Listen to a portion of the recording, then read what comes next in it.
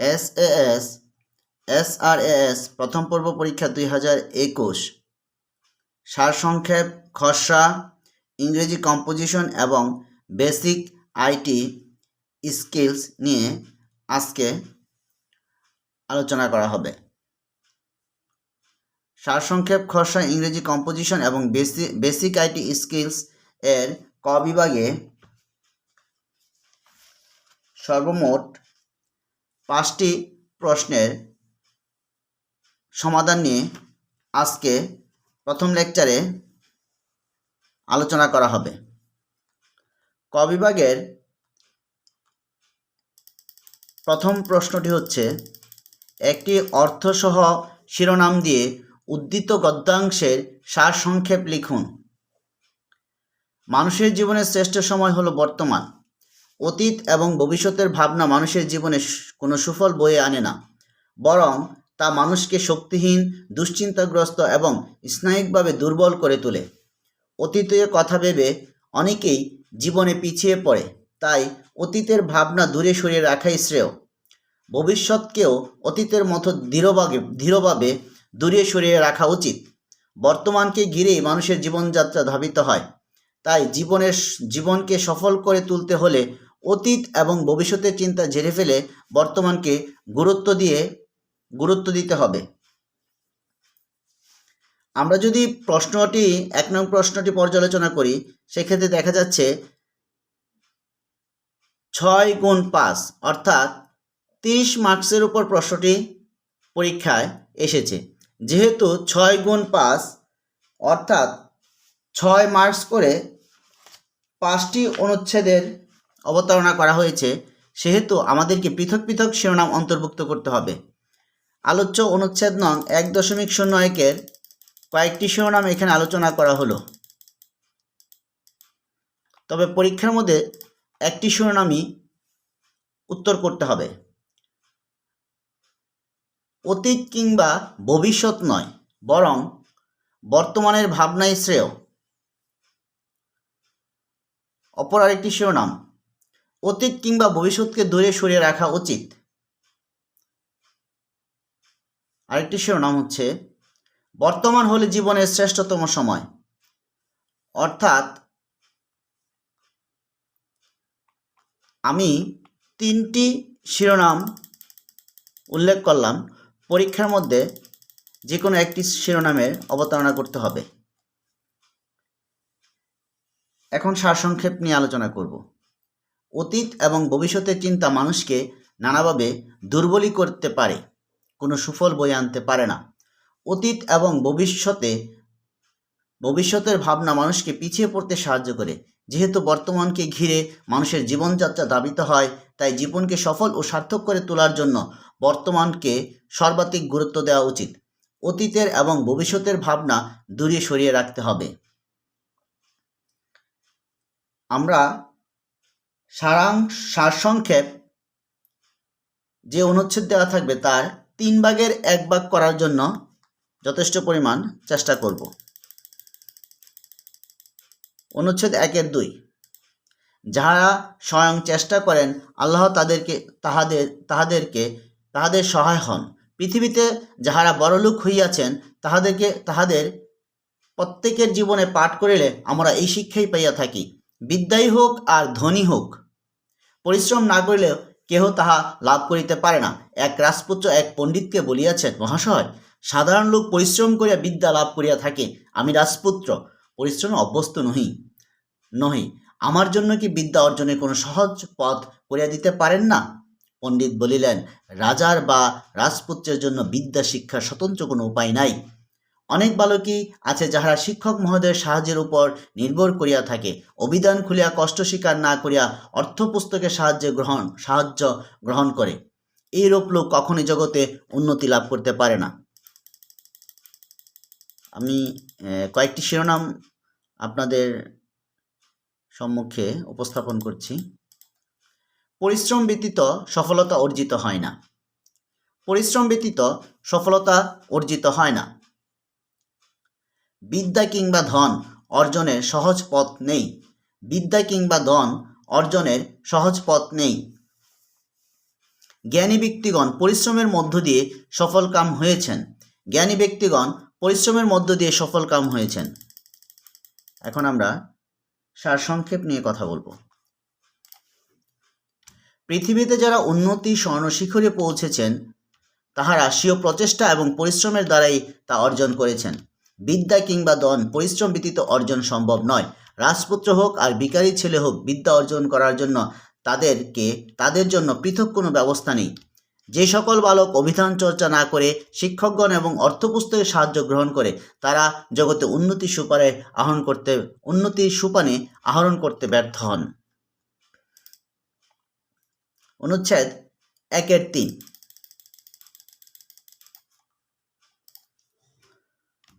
অভাব আছে বলিয়া জগৎ বৈচিত্র্যময় হইয়াছে, অভাব না থাকিলে জীবসৃষ্টি বৃথা যাইত। অভাব আছে বলিয়া অভাব পূরণেতে উদ্বেগ, সংসার অভাবক্ষেত্র বলিয়া কর্মক্ষেত্র। অভাব না থাকিলে সকলে স্থবির হইত, মনুষ্য জীবন বিড়ম্বনাময় হইত। মহাজ্ঞানীগণ অপরের অভাব দূর করিতে সর্বদা ব্যস্ত। জগতে অভাব আছে বলিয়া মানুষ সেবা করিবার সুযোগ পাইয়াছে। সেবা মানব জীবনের পরম ধর্ম। সুতরাং অভাব হইতে সেবা ধর্মের সৃষ্টি হইয়াছে, আর এই সেবা ধর্মের ধারায় মানুষের মনুষ্যত্ব সুলভ গুণ সার্থকতা লাভ করিয়াছে। কয়েকটি সম্ভাব্য শিরোনাম নিয়ে আলোচনা করছি। 1 নম্বর শিরোনাম, অভাবী জগতে চালিকা শক্তি, আর তা থেকেই সেবা ধর্মের উদ্ভব।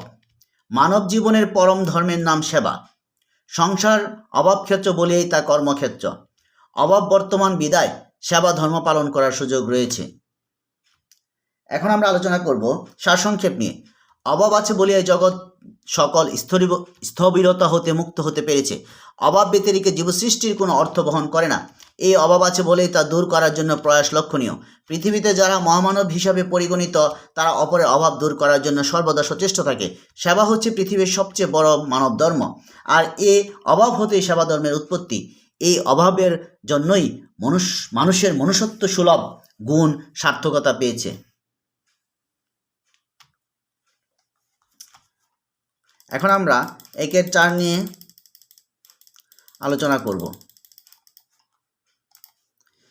মৃত্যুর হাত হইতে বাঁচিবার উপায় জগতের একটি প্রাণীরও নাই। সুতরাং এই অবধারিত সত্যকে সানন্দে স্বীকার করিয়া নিয়াও মৃত্যুকে জয় করিবার একটি বিশেষ কৌশল আয়ত্ত করিতে হইবে। তাহা হইতেছে অতীতের পূর্বপুরুষদের সাধনাকে নিজের জীবনে এমনভাবে রূপান্তর করা যেন ইহার ফলে তোমার বা আমার মৃত্যুর পরেও সেই সাধনার শুভফল তোমার পুত্রাধিক্রমে বা আমার শিষ্যাধিক্রমে জগতের মধ্যে ক্রমবিস্তারিত হইতে পারে।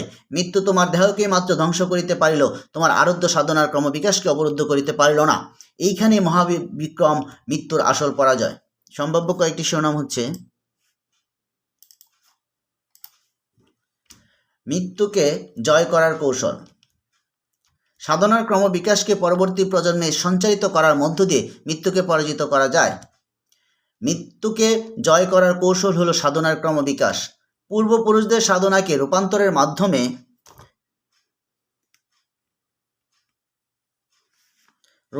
মাধ্যমে মৃত্যুকে পরাভূত করা সম্ভব। মৃত্যুর পরও বেঁচে থাকার কৌশল। মৃত্যু অবধারিত, এই মৃত্যু হতে জগতের কেউই বাঁচিতে পারে না। পূর্বপুরুষদের সাধনাকে নিজের জীবনে রূপান্তরের মাধ্যমে সেই সাধনার শুভফল পরবর্তী প্রজন্মের মাধ্যমে ক্রমবিস্তার করার মধ্য দিয়ে মৃত্যুর পরেও বেঁচে থাকা সম্ভব। মৃত্যু কেবল দেহকেই ধ্বংস করতে পারে, কিন্তু সাধনার ক্রমবিকাশকে অবরুদ্ধ করতে পারে না। এখানে মৃত্যুর প্রকৃত পরাজয় ঘটে।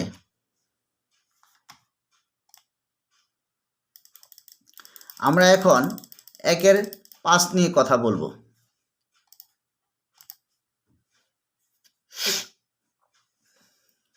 কুকুর আসিয়া এমন কামড় দিল পথিকের পায়, কামড়ের চোটে 20 দাঁত ফুটে 20 লেগে গেল তাই।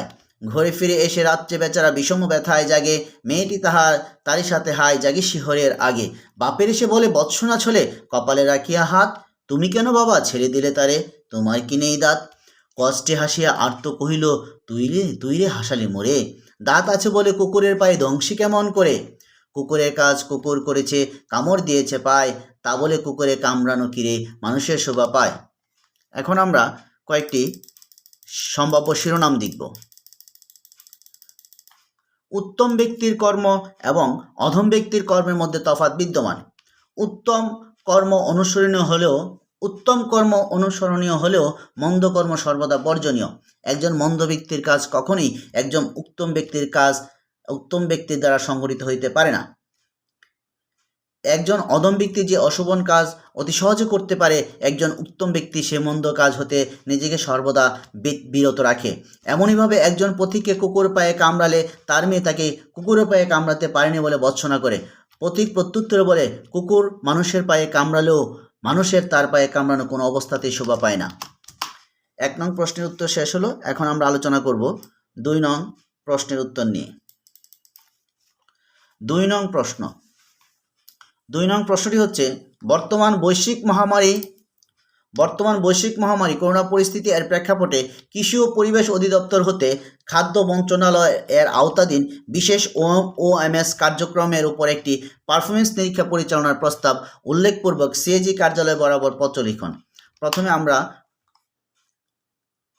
বোঝার চেষ্টা করি যে আমরা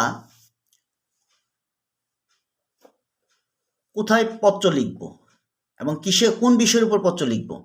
বর্তমান বৈশ্বিক মহামারী করোনা পরিস্থিতির প্রেক্ষাপটে কৃষি ও পরিবেশ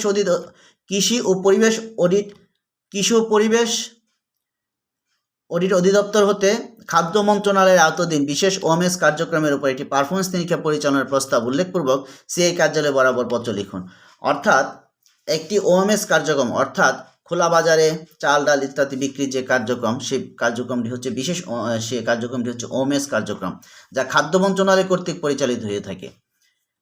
কৃষি ও পরিবেশ অধিদপ্তর একটি নিরীক্ষা কার্যক্রম পরিচালিত করবে সেই বিশেষ OMS কার্যক্রমের উপর। এখন এই কার্যক্রমটি পরিচালনা করার জন্য, এই অডিট কার্যক্রমটি পরিচালনা করার জন্য CAG মহোদয়ের অনুমোদনের প্রয়োজন।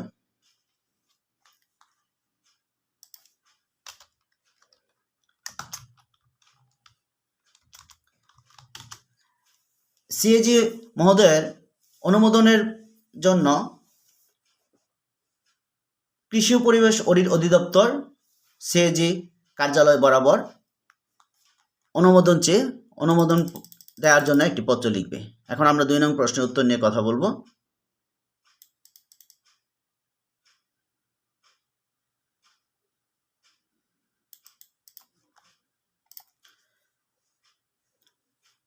দুই নং প্রশ্নের উত্তর, গণপ্রজাতন্ত্রী বাংলাদেশ সরকার মহাপরিচালক এর কার্যালয়, কৃষি ও পরিবেশ অধিদপ্তর, 71 পুরানা পল্টন, ঢাকা ইন্স্যুরেন্স ভবন, 2য় 6ষ্ঠ তলা, ঢাকা।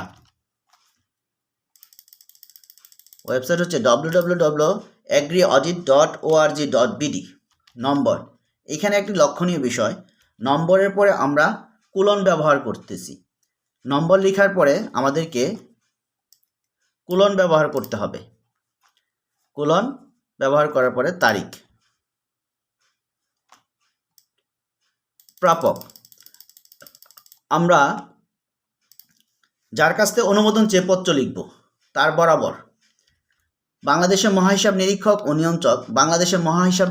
ও নিয়ন্ত্রকের কার্যালয়, অডিট ভবন, 77/7 কাকরাইল, ঢাকা 1000। বিষয়,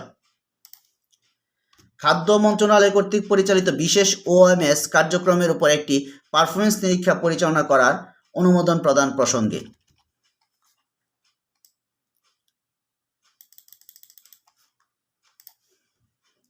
উপযুক্ত বিষয়ের প্রেক্ষিতে জানানো যাচ্ছে যে বৈশ্বিক মহামারী করোনা COVID-19 এর প্রাদুর্ভাবজনিত কারণে প্রতিকূল পরিস্থিতি মোকাবেলা নিমিত্তে খাদ্য মন্ত্রণালয়ের আওতাধীন বিশেষ OMS কার্যক্রম পরিচালিত হয়েছে। বিশেষ এই OMS কার্যক্রমটি কতটুকু স্বচ্ছতা ও জবাবদিহিতার সহিত সম্পাদিত হয়েছে তা একটি পারফরমেন্স অডিটের মাধ্যমে জানা একান্ত প্রয়োজন। তাছাড়াও উক্ত বিশেষ OMS কার্যক্রমে গণপ্রজাতন্ত্রী বাংলাদেশ সরকারের লক্ষ্য উদ্দেশ্য কতটা পূরণ বা বাস্তবায়ন হয়েছে তাও জানা দরকার।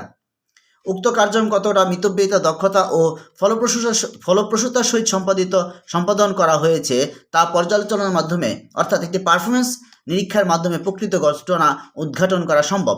আপময় জনসাধারণের জন্য পরিচালিত কার্যক্রমে সরকারের পক্ষ থেকে বরাদ্দ এবং কার্যকৌশল এর ধারাবাহিকতা রক্ষা করা হবে, নাকি ভিন্ন কোনো কৌশল অবলম্বন করে কার্যক্রম পরিচালনা করা হবে যাতে দরিদ্র জনগোষ্ঠী দূরগোড়ায় এই কার্যক্রমের সেবা পৌঁছায়? এই বিষয়ে সঠিক ও সময়োপযোগী সিদ্ধান্ত গ্রহণে সরকারের পক্ষে সহায়ক ভূমিকা পালন করবে। সর্বোপরি বিধিবিধানের আলোকে কার্যক্রমটি পরিচালিত হয়েছে কিনা তাও এই নিরীক্ষার মাধ্যমে বের করে আনা সম্ভব।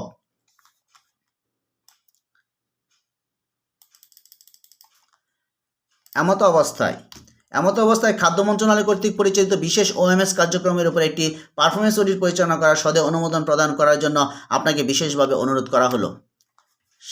স্বাক্ষর,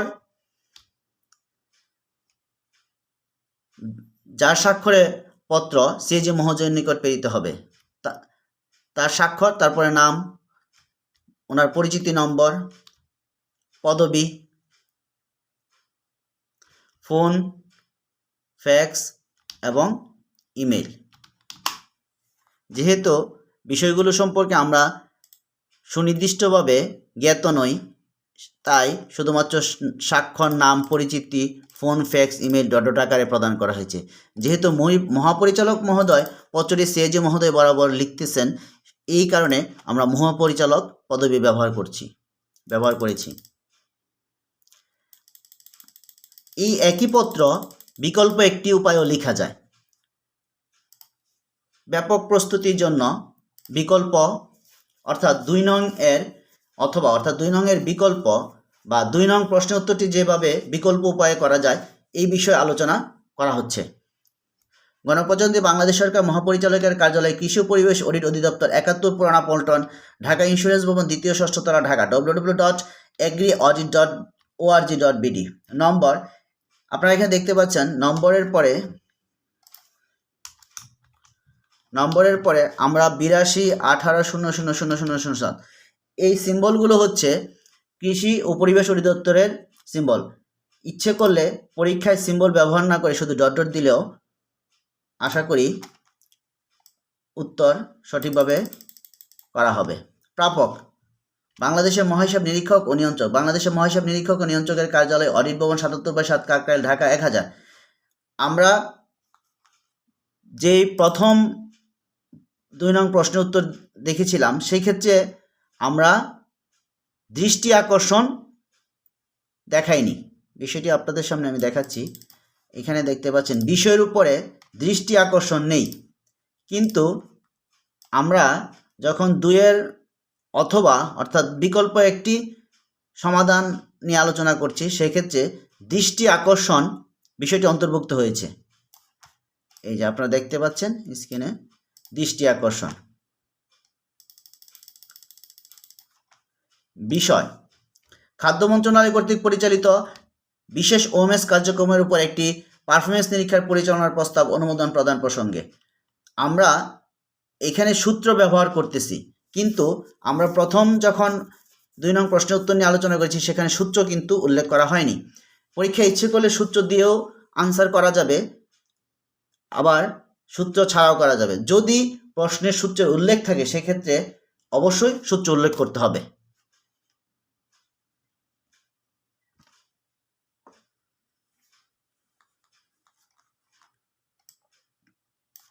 যেহেতু আমরা সূত্র উল্লেখ করেছি সেহেতু আমরা এখানে বলছি উপযুক্ত বিষয় ও সূত্রের প্রতি সদয় দৃষ্টি আকর্ষণ করা যাচ্ছে।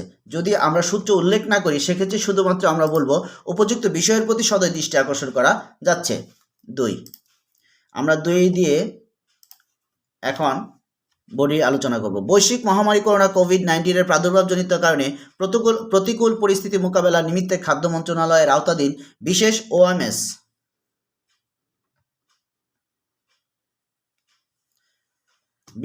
ওএমএস কার্যক্রম পরিচালিত হয়েছে। প্রিন্ট ও ইলেকট্রনিক মিডিয়া সহ সরকারের ঊর্ধ্বতন মহল হতে কার্যক্রমটি নিয়ে নানা ধরনের বিরূপ মন্তব্য প্রকাশ করা হচ্ছে।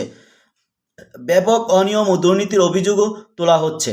প্রকৃত ঘটনা উদ্ঘাটন সহ উক্ত বিশেষ ওএমএস কার্যক্রম গণপ্রজাতন্ত্রী বাংলাদেশ সরকারের লক্ষ্য উদ্দেশ্য কতটা পূরণ হয়েছে তা একটি পারফরমেন্স অডিট পরিচালনার মাধ্যমে অবগত হওয়া বিশেষ প্রয়োজন। তাছাড়া উক্ত কার্যক্রম কতটা মিতব্যয়িত দক্ষতা ও ফলপ্রসূতার সহিত সম্পাদন করা হয়েছে তা পর্যালোচনার মাধ্যমে অর্থাৎ একটি পারফরমেন্স নিরীক্ষার মাধ্যমে প্রকৃত ঘটনা উদ্ঘাটন করা সম্ভব।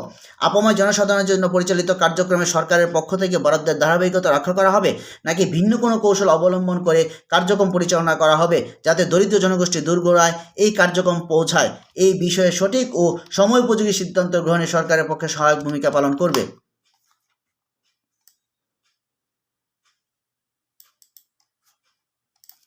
এমত অবস্থায় বিশেষ ওএমএস কার্যক্রমের উপর একটি পারফরমেন্স অডিট পরিচালনা সম্পাদন করার সদয় অনুমোদন প্রদান করার জন্য নির্দেশক্রমে অনুরোধ করা হলো। এখানে একটি বিবেচ্য বিষয় হচ্ছে নির্দেশক্রমে লেখা হচ্ছে, যেহেতু পত্রটি সরাসরি মহাপরিচালক মহোদয় লিখছেন না, সেহেতু নির্দেশক্রমে, অর্থাৎ এখানে অতিরিক্ত মহাপরিচালক মহোদয় যেহেতু পত্রটি সিএজি মহোদয় বরাবর লিখছেন, সেহেতু আমরা নির্দেশক্রমে, অর্থাৎ মহাপরিচালক মহোদয় নির্দেশ করেছেন, এই বিষয়টি আমরা নিয়ে আসব, এই বিষয়টি আমরা আলোচনায় উল্লেখ করব। এমত অবস্থায় বিশেষ ওএমএস কার্যক্রমের উপর একটি পারফরমেন্স অডিট সম্পাদন করার সদয় অনুমোদন প্রদান করার জন্য নির্দেশক্রমে অনুরোধ করা হলো। স্বাক্ষর, তারপরে হচ্ছে নাম, পরিচিতি নম্বর, পদবি, ফোন, ফ্যাক্স, ইমেল। যদি আমরা সুনিশ্চিতভাবে জানি যে অতিরিক্ত মহাপরিচালক মহোদয়ের নাম, পরিচিতি নম্বর, সেক্ষেত্রেই শুধুমাত্র আমরা নাম এবং পরিচিতি নম্বর নির্দিষ্ট করে উল্লেখ করব। অন্যথায় নাম এবং পরিচিতি নম্বর দেওয়াটা ঠিক হবে বলে আমি ব্যক্তিগতভাবে মনে করি না। যেহেতু আমরা অনুলিপি প্রদান করছি, আমি পূর্বে বলেছি যে এটি বিকল্প একটি পদ্ধতি। আমরা ইচ্ছে করলে প্রথম যে পদ্ধতি নিয়ে আলোচনা করা হয়েছে সেই পদ্ধতিতে এই প্রশ্নের আনসার করা যাবে, এই প্রশ্নের উত্তর করা যাবে। যদি আরও বেশি ভালো আনসার করার কারো অভিপ্রায় থাকে, সেই ক্ষেত্রে আমরা এভাবেও এই 2 নং প্রশ্নের উত্তর করতে পারি। নম্বর, পুনরায় আবার নম্বর আসতেছে, নম্বর এর নিচে লিখতে হবে সচিবালয়ের নির্দেশমালা অনুযায়ী। এই লেখা হয়েছে সচিবালয় নির্দেশমালা 2014 এর আলোকে। আমি আপনাদেরকে দেখাচ্ছি।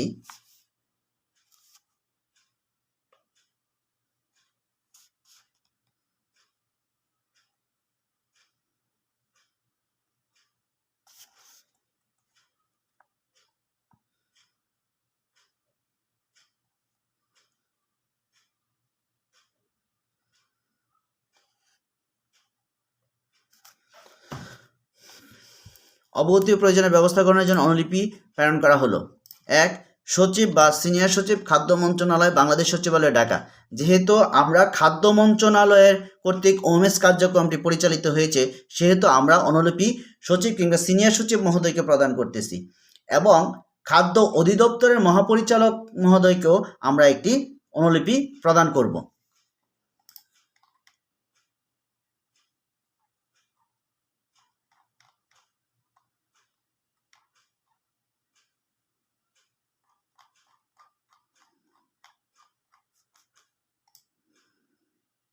মহাপরিচালক, খাদ্য অধিদপ্তর। 3 হচ্ছে অফিস নথি, স্বাক্ষর, নাম, অতিরিক্ত মহাপরিচালক। এখন আমরা আলোচনা করব 3 নং প্রশ্নের উত্তর নিয়ে।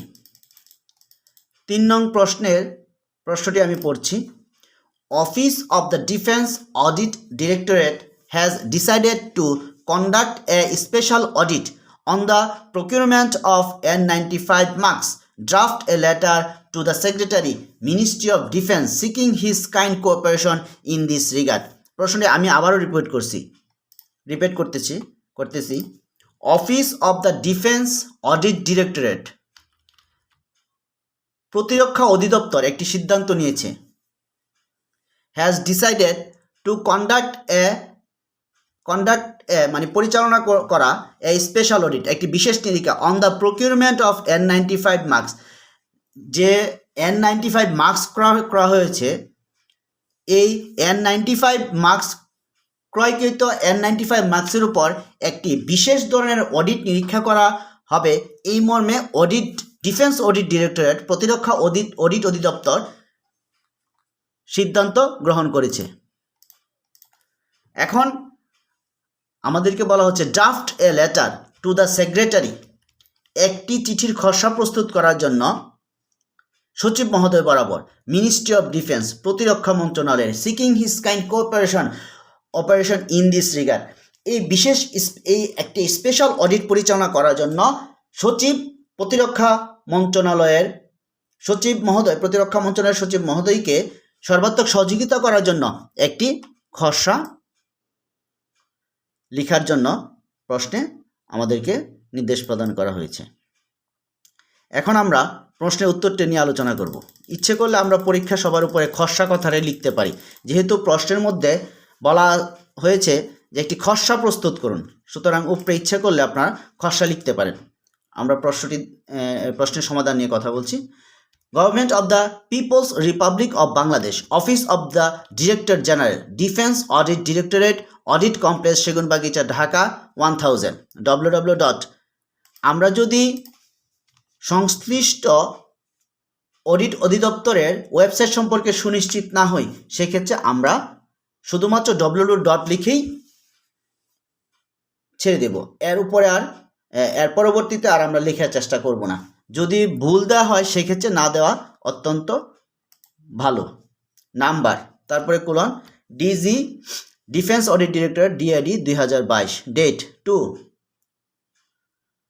Two the secretary, to the senior secretary, ministry of defence, Bangladesh secretariat, Dhaka 1000, subject to conduct a special audit on the procurement of N95 marks.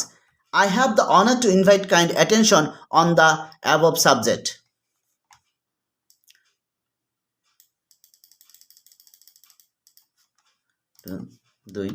Recently, N95 marks has been purchased under your ministry in order to deal with the coronavirus COVID-19 situation.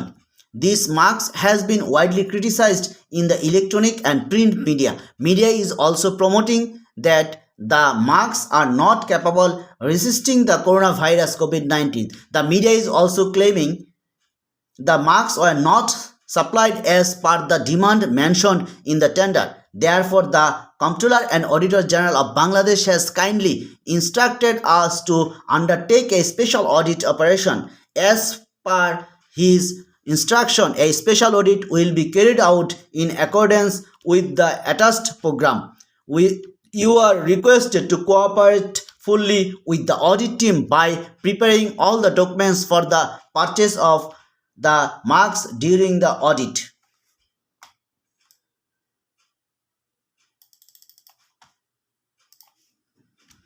While conducting the audit team will have the free right to review any information regarding the purchased N95 marks. In the public interest, the audit team will be able to raise any objections based on sufficiently relevant and reliable evidence.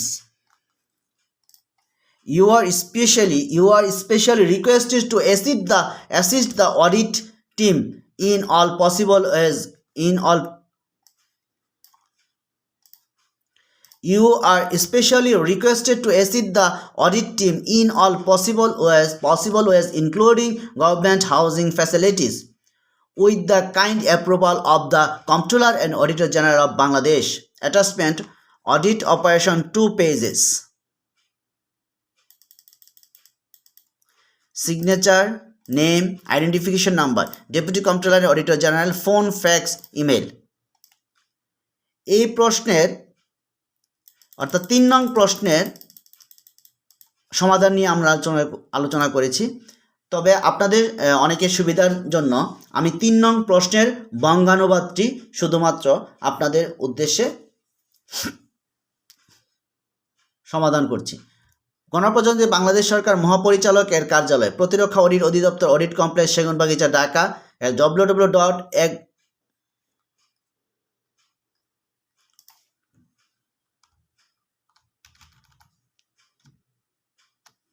নম্বর, তারিখ, প্রাপক সচিব বা senior সচিব, প্রতিরক্ষা মন্ত্রণালয়, বাংলাদেশ সচিবালয়, ঢাকা 1000।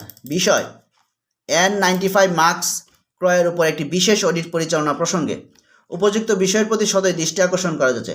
সম্প্রতি আপনার মন্ত্রণালয়ের অধীনে করোনা ভাইরাস কোভিড-19 পরিস্থিতি মোকাবেলা করার জন্য N95 মাস্ক ক্রয় করা হয়েছে। ক্রয়কৃত N95 মাস্ক নিয়ে ইলেকট্রনিক এবং প্রিন্ট মিডিয়া ব্যাপক সমালোচনা ঝড় উঠেছে।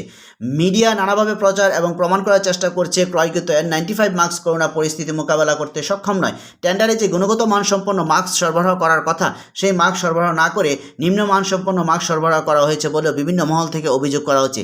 এখনও পরিস্থিতিতে বাংলাদেশের মহাহিসাব নিরীক্ষক ও নিয়ন্ত্রক মহোদয় একটি বিশেষ অডিট কার্যক্রম পরিচালনার জন্য সদয় নির্দেশনা প্রদান করেছেন। অডিট কার্যক্রম এতসঙ্গে সংযুক্ত নিরীক্ষা কর্মসূচি মোতাবেক সম্পাদন করা হবে। অডিট সম্পাদনকালে অডিট টিম ক্রয়কৃত N95 মাস্ক সম্পর্কিত যে কোনো ধরনের নথিপত্র, আর্থিক বিবরণী, যে কোনো সময় রেকর্ড, ডকুমেন্টস ও যাবতীয় তথ্য পর্যালোচনা করা অবাধ অধিকার প্রাপ্য হবেন এবং জনস্বার্থে পর্যাপ্ত প্রাসঙ্গিক এবং নির্ভরযোগ্য প্রমাণের উপর ভিত্তি করে যে কোনো ধরনের অডিট আপত্তি উত্থাপন করতে পারবেন। অডিট টিমের সকল সদস্যকে সরকারি আবাসন সুব্যবস্থা সহ সার্বিক সহযোগিতা করার জন্য আপনাকে বিশেষভাবে অনুরোধ করা হলো।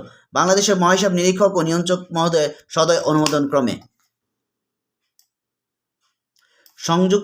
সংযুক্তি নিরীক্ষা কর্মসূচি 2 পাতা, স্বাক্ষর, নাম, পরিচিতি নম্বর, অতিরিক্ত মহাপরিচালক, ফোন, ফ্যাক্স, ইমেল।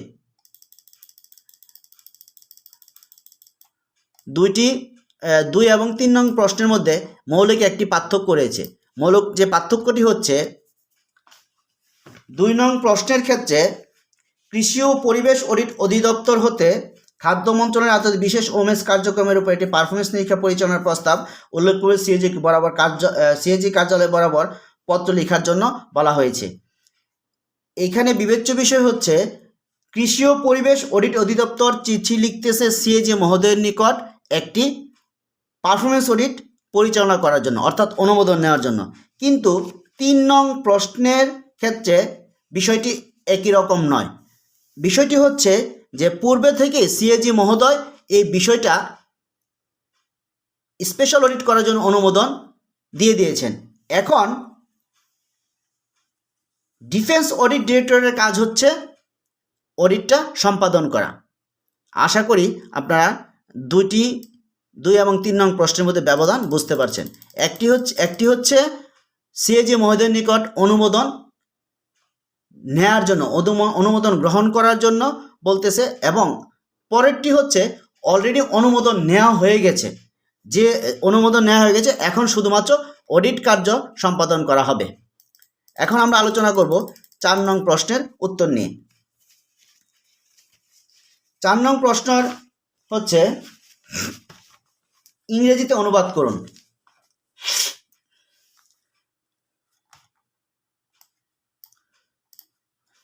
2019 সালের শেষের দিকে চীনের উহান শহরে প্রথম করোনা ভাইরাস ছড়িয়ে পড়ে।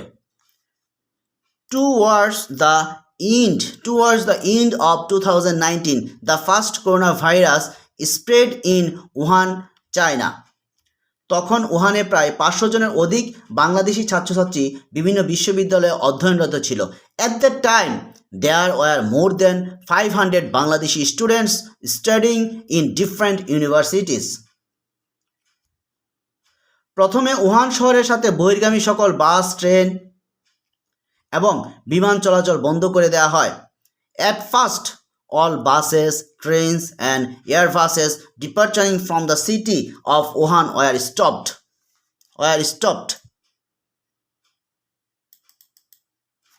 সকলে গৃহবন্দী হয়ে পড়েন। Everyone is confined to the house. Corona ভাইরাসে আক্রান্ত হয়ে 2019 সালের শেষ সপ্তাহে 25 জন মারা যান এবং 600 জনের বেশি আক্রান্ত হয়ে পড়েন। The coronavirus killed 25 people in the last week of 2019 and infected more than 600. বাংলাদেশের অধ্যয়নরত ছাত্রছাত্রীরা দেশে ফিরতে না পেরে আটকা পড়ে যান। Students studying in Bangladesh were stranded as they could not return to the country. অবশেষে বাংলাদেশ দূতাবাস এর সক্রিয় সহযোগিতায় পর্যায়ক্রমে সকলকে সুস্থ অবস্থায় দেশে ফিরিয়ে আনা সম্ভব হয়। Finally, with the active cooperation of Bangladesh Embassy, it was possible to bring everyone back to the country in good health. দেশে ফিরে আসার আগ মুহূর্ত পর্যন্ত সকলে একটি কঠিন সময় পার করেন। Everyone had a hard time until the moment before returning to the country. চীনে করোনা ভাইরাস পরিস্থিতি ভালো হতে শুরু করলেও বাংলাদেশ সহ বিশ্বময় রোগটি ছড়িয়ে পড়ে। Although the coronavirus situation is getting better in China, the disease has spread worldwide including Bangladesh. মহান সৃষ্টিকর্তা যেন আমাদের সকলকে এই বিপদ থেকে রক্ষা করেন। May the great creator protect us all from this danger. এখন আমরা আলোচনা করব ক বিভাগের সর্বশেষ প্রশ্ন অর্থাৎ 5 নং প্রশ্নের উত্তর নিয়ে।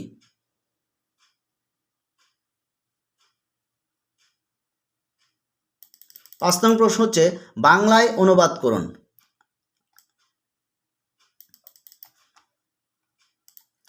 Life is a journey travel on the highway of time. Life is a journey traveled on the highway of time. জীবন হলো সময়ের রাজপথে, জীবন হলো সময়ের রাজপথে ভ্রমণ করা এক যাত্রা। Therefore, time is precious. Every moment in life should be properly utilized, as time once lost can never be recovered. তাই সময় মূল্যবান, জীবনের প্রতিটি মুহূর্তকে সঠিকভাবে কাজে লাগাতে হবে, কারণ সময় একবার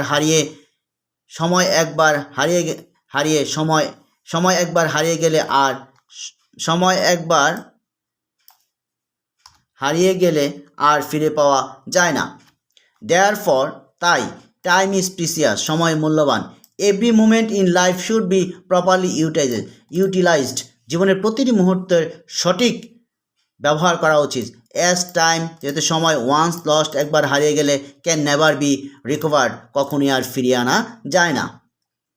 as there is no way to stop the hands of time from tickling, এমন কোনো পথ নেই যা সময়ের গতিময়তাকে আটকাতে পারে।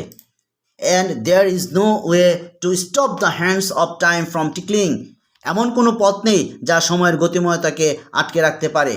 Hands right from the childhood one should learn to appreciate the value of time. Hence right from the childhood one should learn to appreciate the value of time. তাই শৈশব থেকে সময়ের মূল্যকে উপলব্ধি করতে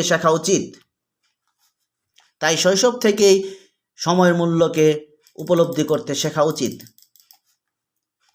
Just as one should learn to make the best use of money, should learn to make the best use of time too. একজনের যেমন অর্থের সর্বোত্তম ব্যবহার করতে শেখা উচিত, তেমনি সময়ের সর্বোত্তম ব্যবহার করাও শেখা উচিত। Just as one should learn to make the best use of money, একজনের যেমন অর্থের সর্বোত্তম ব্যবহার করা শেখা উচিত, should learn to make the best use of time too. সময়কে কিভাবে সঠিকভাবে ব্যবহার করতে হয় তাও শেখা উচিত। অর্থের যেমন সর্বোত্তম ব্যবহার শেখা উচিত, একই সাথে সময়েরও সর্বোত্তম ব্যবহার শেখা উচিত। It has been rightly said, time and tide wait for none. It has been rightly said, time and tide wait for none. তাই বলা হয়ে থাকে যে সময় ও স্রোত কারোর জন্য অপেক্ষা করে না। আজকের প্রথম লেকচারে আমরা ক বিভাগের 1 থেকে 5 নং প্রশ্নের উত্তর নিয়ে আলোচনা করলাম। পরবর্তী অর্থাৎ দ্বিতীয় লেকচারে আমরা খ বিভাগের 6, 7 এবং 8 আইটি বেসিক আইটি স্কিলস অর্থাৎ কম্পিউটার অংশ নিয়ে আমরা আলোচনা করব।